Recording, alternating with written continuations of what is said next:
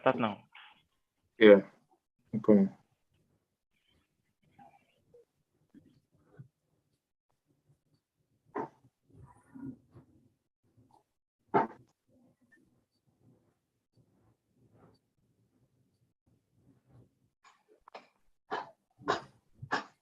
Can we all see my screen?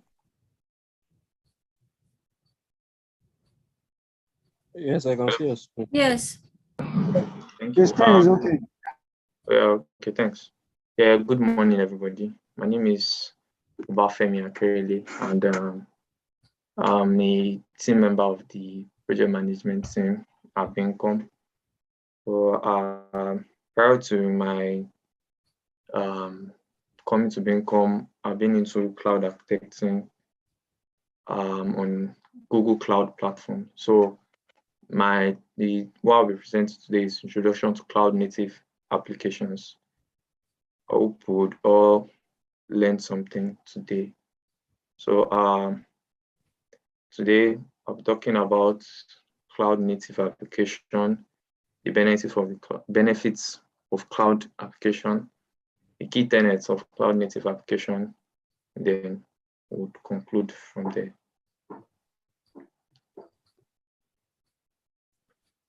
Yeah, so what is a cloud native application? Cloud native application can be described as one that runs on cloud infrastructure and is built around design patterns that allows it to scale globally, support thousands of concurrent users, and survive hardware and system failures and malicious attacks. So a cloud native application is a recent method of application development where the developers use, or let's say they use the resources of cloud computing.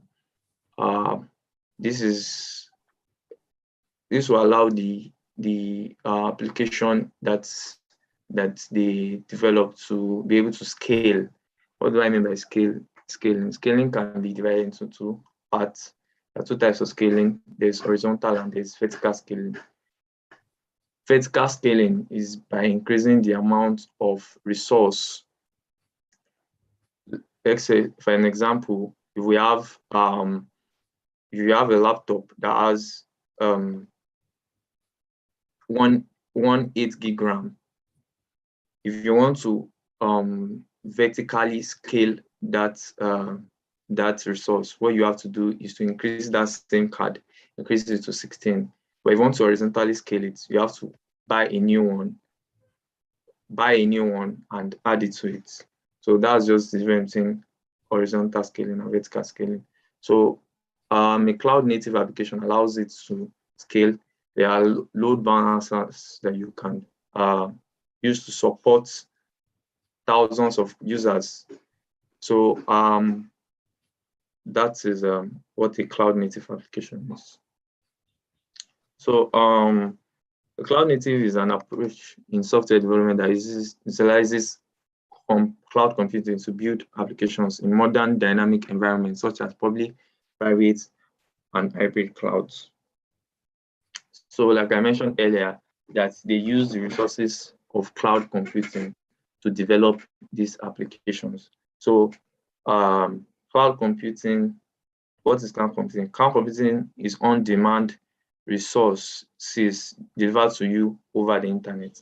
It's just like your normal computing, but you have to access it over the internet. So for an instance, let's say you have your laptop as you want to play a particular kind of game, PC game, but you don't have the required graphics card. Your graphics card is not, you can't play such a game on your laptop. Over the internet, you can play such a game using cloud computing by purchasing that graphics card over the internet. So it's just like you are using a computer, but you have to access it over the internet. So that's just what cloud computing is. So they are mentioned there are 3 types of cloud. there's the public, private, and hybrid cloud. So a public cloud is a cloud that is accessible for everybody's usage. An example is the Google Cloud Platform, the AWS, the Azure, the IBM's, the Oracle Cloud, and all. So those are clouds that are accessible for anybody's usage. Private clouds is just for those. It's just created based for just a particular kind of organization. Google's cloud GCP was a private cloud before. They were using it to run their services, their Gmails, to run Gmails, all other services they have on Google, on the Google Cloud. But I think early in 2010s, it was available for public usage. So an hybrid cloud is just mixing both the private and public cloud, having some resources on that you have to reach out through the internet, and some resources that you have in-house and nobody else can access it. So there are some cloud services that we know about. Some of them are Salesforce, Gmail, Dropbox. So these services that they provide, they help us. Gmail help us to connect to other users. Dropbox help us save our files and all that. So those are the examples of cloud services that we have. Yeah, so there's usually this mistake people make. They make mistake with virtualization and cloud computing. So virtualization and cloud computing is actually two different things, but people make mistakes with this. Virtualization is the process of running a virtual instance of a computer system in a layer abstracted from the actual hardware. Most commonly, it refers to running multiple operating systems on a computer system simultaneously. So the best way I can explain this is you explaining. You understand the fact that let's take for instance a computer, your laptop now. What virtualization does is taking a part of your resources, a part of maybe your RAM, your processor, and all, and in a word that I can use, it's outsourcing it for another user. So it's just basically that. So like I mentioned, let's not forget what we are talking about. We are talking about cloud native applications. So there are two types of application development we have now. We have the traditional application development. It's also called the monolithic application development. We also have the cloud natives. So the traditional application development is the common one, the one in which all the code and all what is used for the application development is put inside one server, and this is the type that we are used to, and that is common. So the cloud native, these are applications that are born on the cloud. They were developed, released, managed. They're managed on the cloud. So what are the benefits of cloud native application?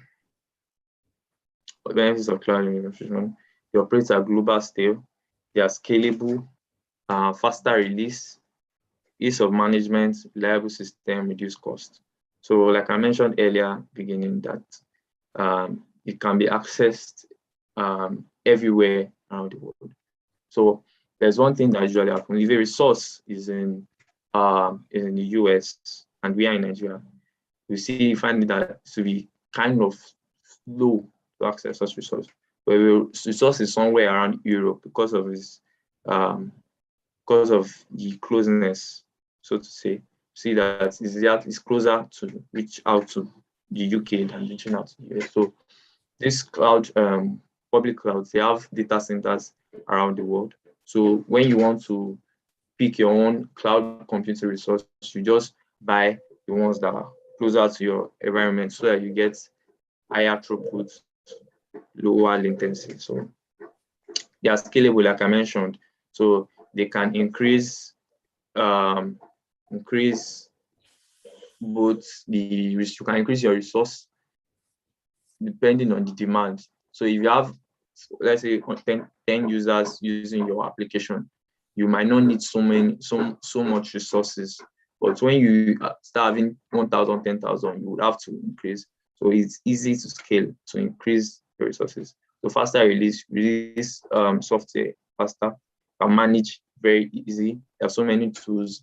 There are these cloud computing vendors give to manage, like Stackdriver, to monitor, to trace errors and all. So it's reliable. What does reliability mean? Reliability just means if one system goes off, another one should come up without excuses.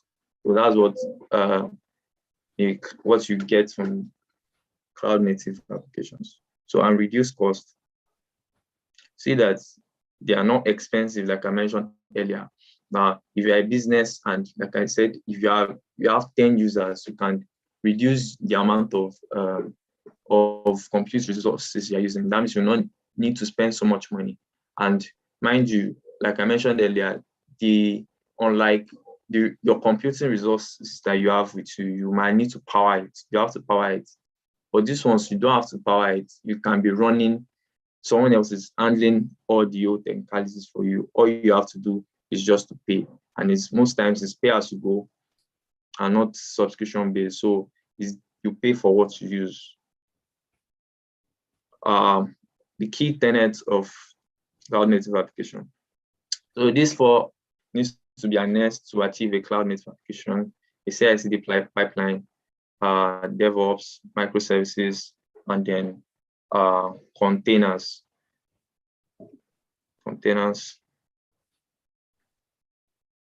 Yeah, so what are microservices?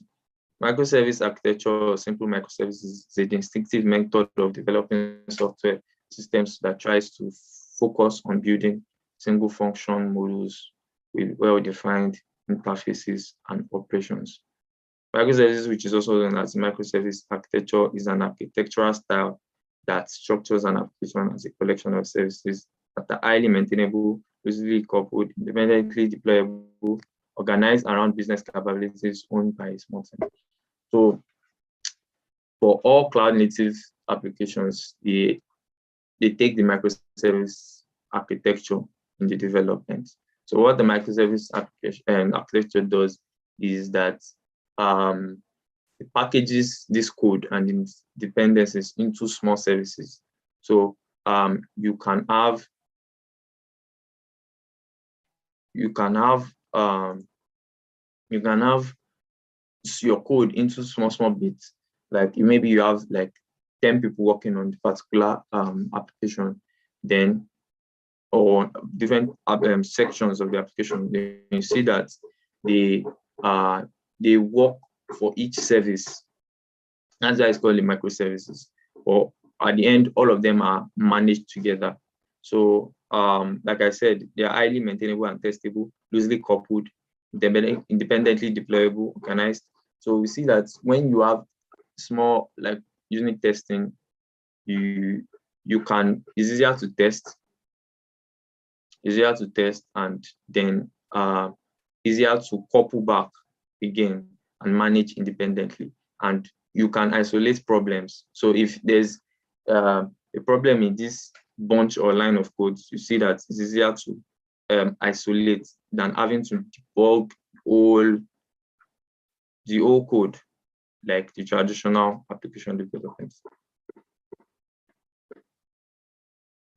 Yeah, so what are containers? I mentioned earlier that microservices, that's what I just defined. So containers are the ones that act like those services, those microservices. So they are containers. So they are the standard unit of software that packages up code and all its dependencies, so the application runs quickly and reliably from one computing environment to another. So Docker is a popular type of container. Just like container, you can imagine container like the normal container that we have in Napapa, see that they package goods. They package goods. If those people that want to ship their goods, they can easily just drop the goods on the ship, see that they can take it there. But to see that these things are packaged into different containers with maybe what they need, like maybe AC, maybe there's fish there, they put like AC in there. So it's just that same ideology, that container that we know. So just package software instead of having goods, you package software. So that's just it. Instead of just putting everything on the ship, putting everything like the traditional method, just package everything inside the container. Yeah. So yeah, like I said, so containers are streamlined in a way to build, test, deploy, and deploy applications on multiple environments with developers, local laptop, and on-premises data center, and even the cloud. So these are the benefits of using containers: less overhead, increased portability, greater efficiency. So applications running in containers can be deployed easily to multiple different operating systems and hardware platforms. So we see that when you package your code inside a container, you can easily run them on any kind of system, different operating system. You don't need to worry about, this is a Linux-based system, this is a Mac OS. It runs on anyone, independent of the hardware platform. And one thing about containers, they are lightweight. Lightweight in such a way that they don't consume as much, they don't require so much processing power to run. So they are easy portable, like it's written here, and higher efficiency. And traditional way uses traditional way that will run on the servers. You see that those ways consumes a lot of processing power and consumes a lot of energy in return. The difference between containers and virtual machines. So containers and virtual machines, like I mentioned, containers are an abstraction at the app layer, a package code and dependencies together. Multiple containers can run on the same machine and share the OS kernel with other containers, each running as isolated processes in user space. So like I already explained what containers are. So it's an abstraction for the app layer. So just package the code, put the code and what the code needs to run on, put them together, and then they are on there, and they can run on any. But while a virtual machine is an abstraction of physical hardware, only one server into many servers. So there's what we call the hypervisor. Is the one that allows a compute resource to be virtualized.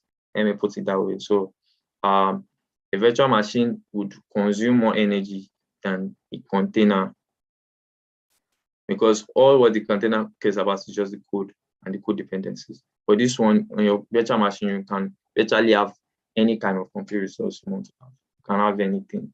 Like I mentioned earlier, you can have your GPUs, CPUs, 20 gig RAM, everything. You can have it on this virtual machine, but these containers are more lightweight. So this is a physical representation of what I just said. So I mentioned earlier that Docker is a type of container. So this is these containers here, and you see the way the VMs are. The hypervisor is one that makes it possible for you to virtualize your compute resource in the first place and allow guests to access your compute resource. So yeah, I mentioned 4 tenets. So we've explained microservices, we explained containers. So I want to explain CI/CDs. So what's CI/CD? CI is continuous integration and continuous delivery. So continuous integration is a software development practice where developers regularly merge their code changes into a central repository, after which automated builds and tests are run. So see that continuous integration, you see that they are always integrating their code changes, because for cloud natives, like I mentioned, everything is done on the cloud. So it's not like you'll be coding on your local or like call it like VS code. So instead of just coding on the cloud, and everything is on the cloud. So the merge is done there, and everything is automated. And the delivery and deployment, practice where teams produce software in software, ensuring that the software. Obafemi. Yes. I'm almost done. Just okay. All right. Yes. So so the last part is just DevOps. So DevOps are just the cultural practices, like what it says, DevOps. It's just merging development and operations together. So just set of practices just to make sure that things go well in the production of software. So in DevOps methods, we have Scrum, Kanban, Agile. Most of us have been familiar with this because see past presenters mentioned this. So so in conclusion, cloud native applications are designed so that upgrade and test occur seamlessly without disrupting production. So this is conclusion. Then thanks. So I don't know if I have any questions. All right. The question will be asked on later parts. Jacob, you can come up now. Obafemi, please stop sharing your screen.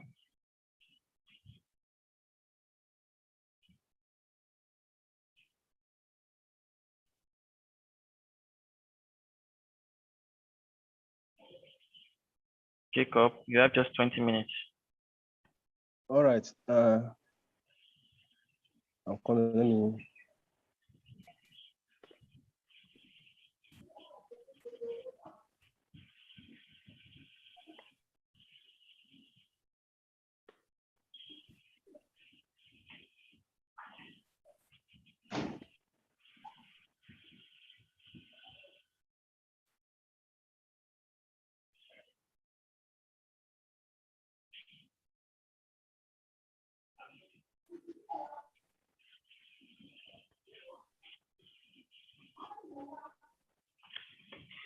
Let me. Let me connect my business and share my screen.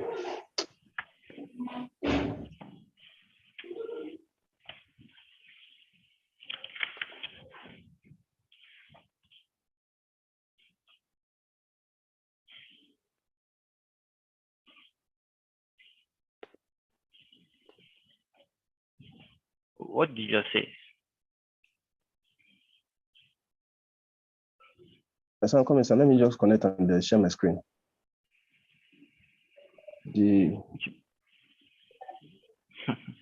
Which means you haven't connected before. I mean the system. You know you'll be sent today. Just do quick. I was the power source. So I was trying to manage the battery so that it doesn't run down. It doesn't run down.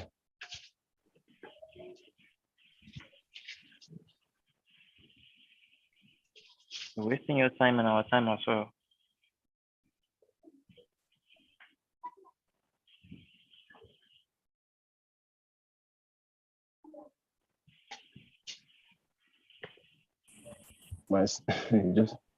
My Slack now that is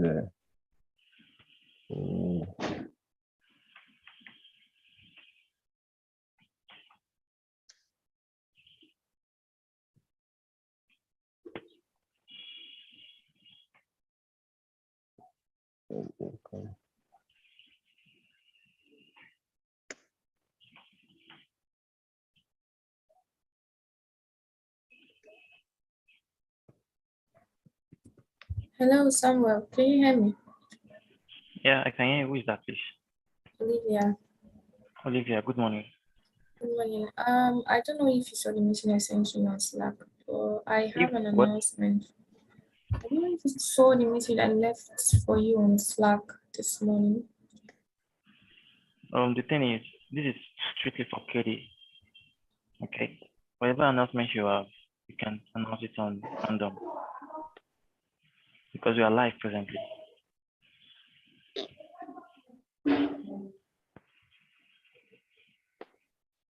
Whew.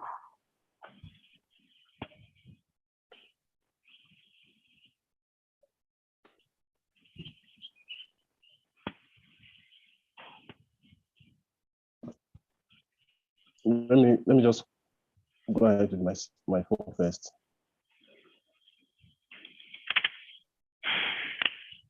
Let me just go ahead with my phone. I mean, this one is not.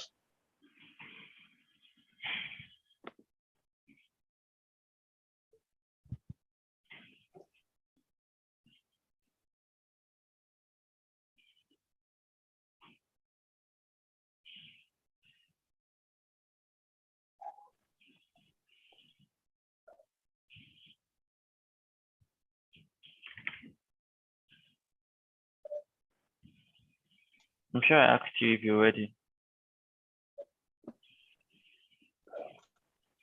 The connection, I thought that the connection that I should sign in, undergoing signing again. What's the slide that I usually get signed in before automatically?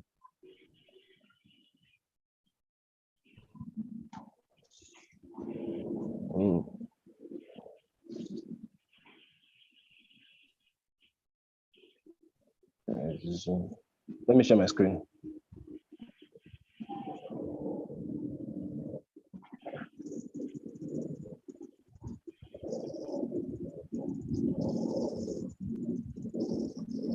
Share whiteboard now. You can't see anything. Yeah, you can see a whiteboard.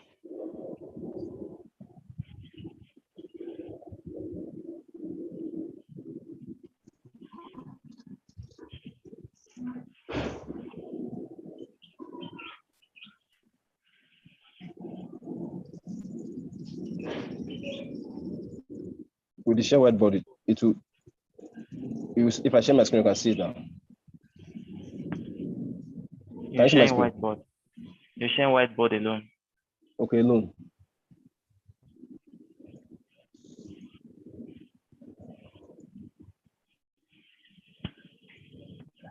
All right.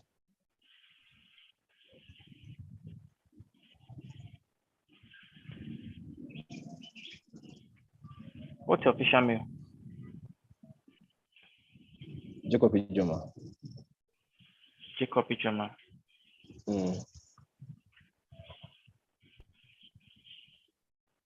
The slide was approved on 11 August. Yes.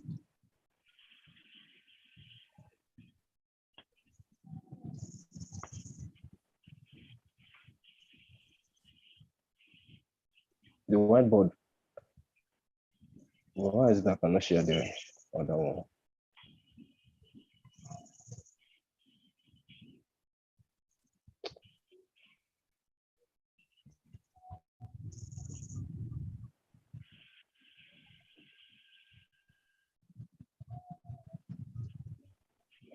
I'm sharing it from here. Okay.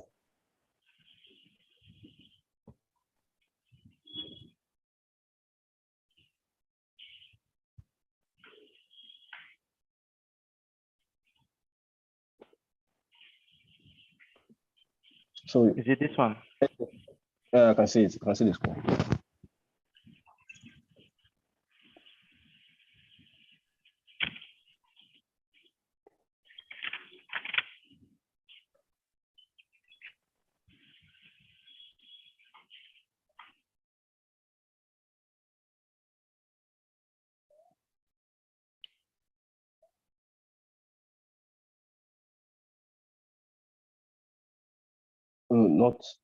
Not this one. I presented this one already.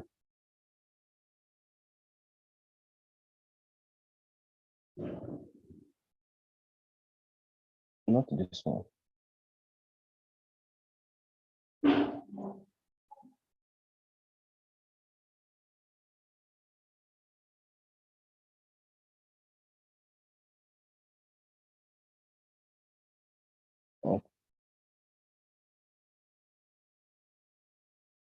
Not this one.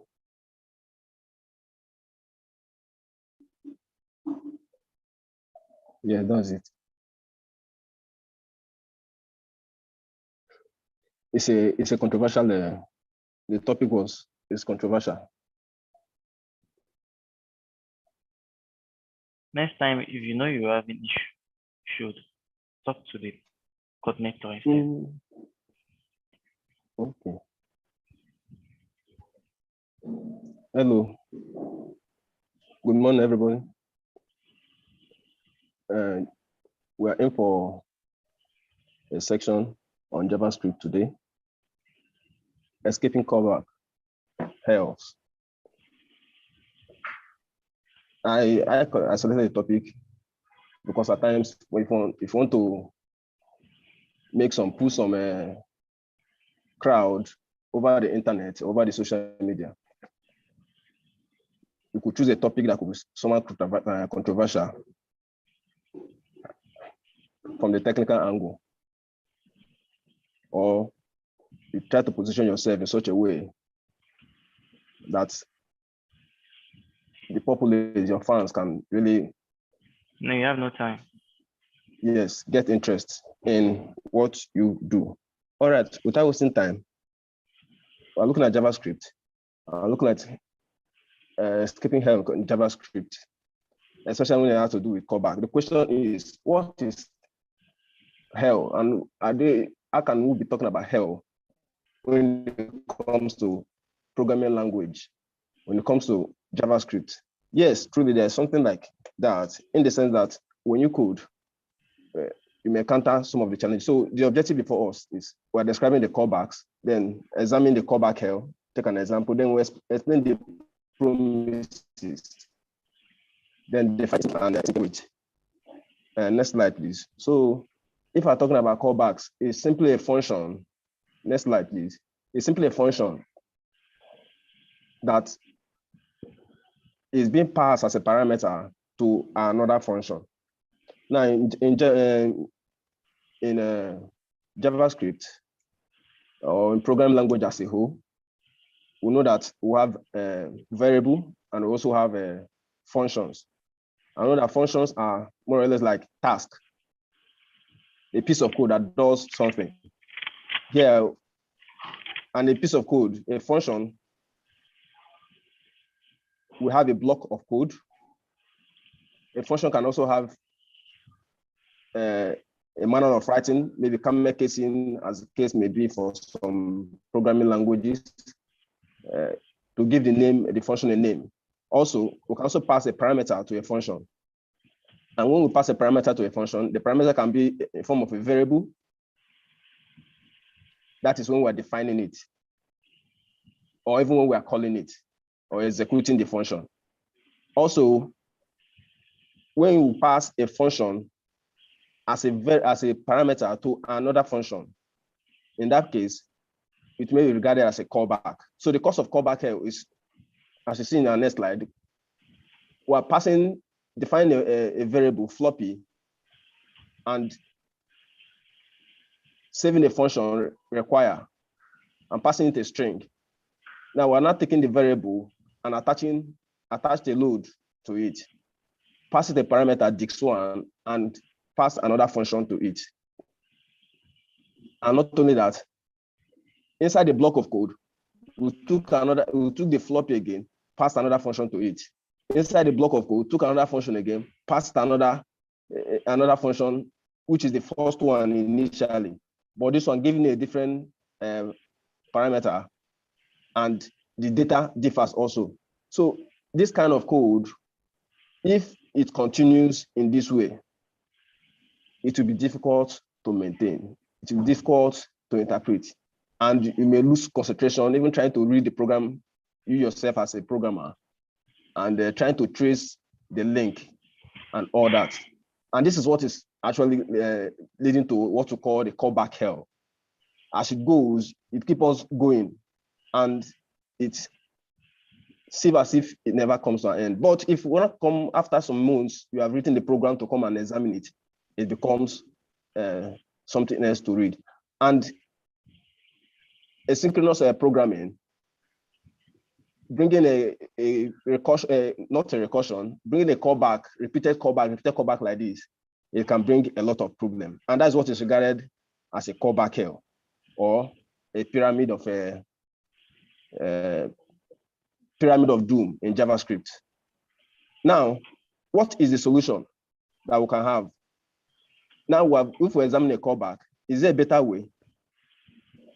Now we have async await, but Samuel, please go back. It's like we dropped some slide. Back, please. Okay, next slide. All right. So there's what we call promises. And there's a special syntax to work with promises in more comfortable fashion, which is called async await. Now we can work with callbacks, but to get the solution, promises have to come in. And just like promise, we can give someone promise of expecting something in return. After giving, the person expects you to give something after you give the promise. The same thing also it is in JavaScript. When you have a promise, execute a function that is promise in nature, you expect two things. It's either a failure or a success. And when the success comes, the function proceeds. But when the failure encounters, the error is logged out and the reason is given for the failure. And that is, promises are mostly applied in the asynchronous programming, when we have to fetch data from a server. Then it's asynchronous. It doesn't happen immediately. When we send the message, we wait for the server to reply. And when the server replies, whatever the server comes with, that is the response we give to the user. So apart from promises, the code in writing promises is a bit cumbersome, a little, but async await, it kind of summarized it, make it better to write a better, and it's one of the ECMAScript 2015 adoption, async await, to make writing promises better. Promises make callback hell avoidable. Then after writing the promises, not too well again, another adoption in ECMA 6 or ECMA 2015 have to adopt async await to write a cleaner code or more maintainable code, neater, fewer numbers that will still do the same work that you expect the promises and the callback or whatever to do in the past. So making JavaScript more better and more refined. Next slide, please. So async await is just a pattern of syntactic sugar of many programming languages that allows asynchronous programming in a structured way. It makes asynchronous programming, not blocking function, to be more structured and in a similar way to an ordinary synchronous function. So it makes it, when we say synchronous, we mean, hello, the person may not reply immediately, but after some time, it replies, hi. But synchronous is immediately you are giving your response, you are getting feedback immediately. Asynchronous, there's some delay. You have to expect, just like send it to a server, there will be some time lapses. So async await will pass async, we'll define a function with async, then await must be part of the code, inside the code block, so that it doesn't pass an error. And that is, async await makes our code, writing asynchronous programming, easier with fewer lines. Next slide, please. And this is a promise. Just I've said before that the promise object represents an eventual completion of an asynchronous operation and its resultant value. If we talk about my time, okay, say I have a few minutes. So if you say a promise object, for example, you say you told someone to give you a chicken, and the person decides to give you an egg. Now, you may not accept, you may accept the egg, but what you want actually is chicken. And if the chicken, but you know that in this egg, chicken can come out of it, but you just need to wait a bit.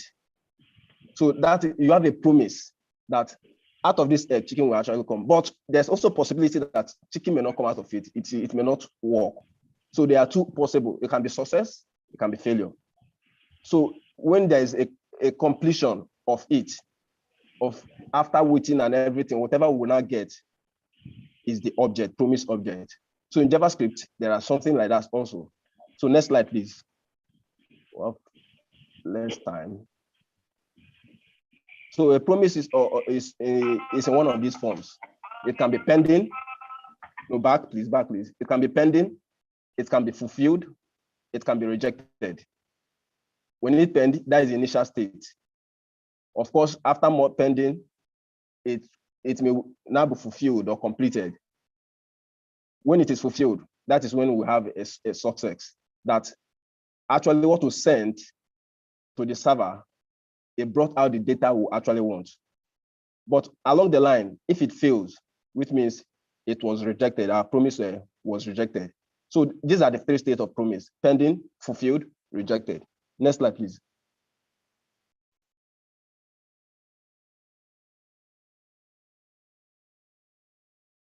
Next slide, please. All right, this is just a little code about a promise. It has a variable there which will define the promise object. Of course, I told that promise is an object with a new keyword.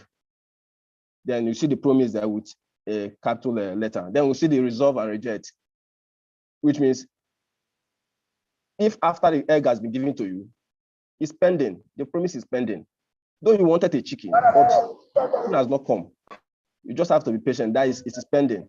But after it has been hatched and you got a chicken, which means it was successful. In that case, we call the resolve function. We have two parameters there, resolve and reject. We'll call the resolve function.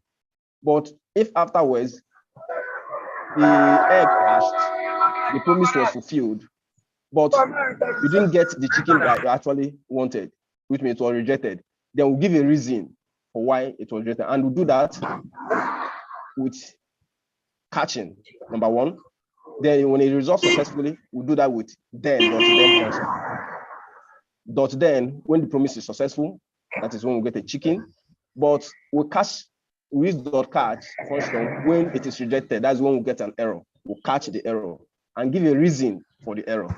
Next, please. Next, please. Next. Okay. So this is a usual function. We have explained async function and async await. I told you earlier that async function and async await is a function that helps us to handle, make it more easier. Next slide, please. So in conclusion, we can say that promises are great, but async functions are better off for asynchronous function or asynchronous programming, a programming that returns fulfill a promise after it is executed. We can say that typewriters are good, but computer systems are still great. So promises, their era has gone. Though some programmers still use it, but async function, async await is still is now industry preferred way of writing some asynchronous function programming. Next slide. So that's our conclusion. Next slide. Thank you. Any question?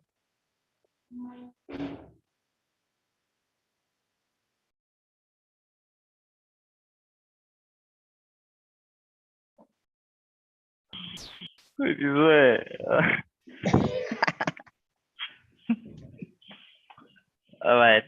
Any question for Ijoma Jacob? My whole question will seem somehow. Why is it that they add L to the callback L? Why is it that? Why? Yes. It has is in maintenance. It's like hell. It's like a suffering. You'll be under punishment to look at those that looks triangular and you're just going. The code is just going. You now start from beginning to interpret the function one after the other, linking it one after the other, linking it one after the other. So it looks cumbersome and it's like, whew, why should I engage in such a kind of thing. Oh, do you know hell? that one does not warrant to call it hell, though. Oh, boy. You don't see hell before. You know, now listen, all those YouTube users, if they want to pull some crowd, they give some funny funny title. But really, in the world of JavaScript, we have what is called Callback Hell or Pyramid of Doom.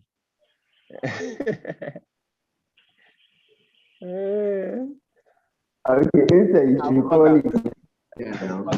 You should call it Nigeria.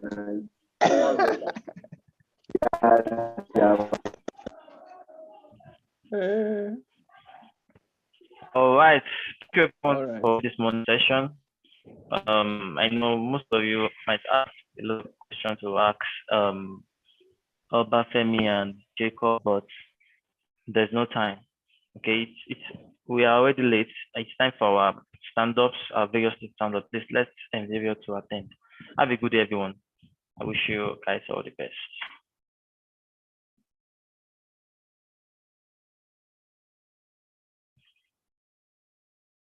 I find it possible.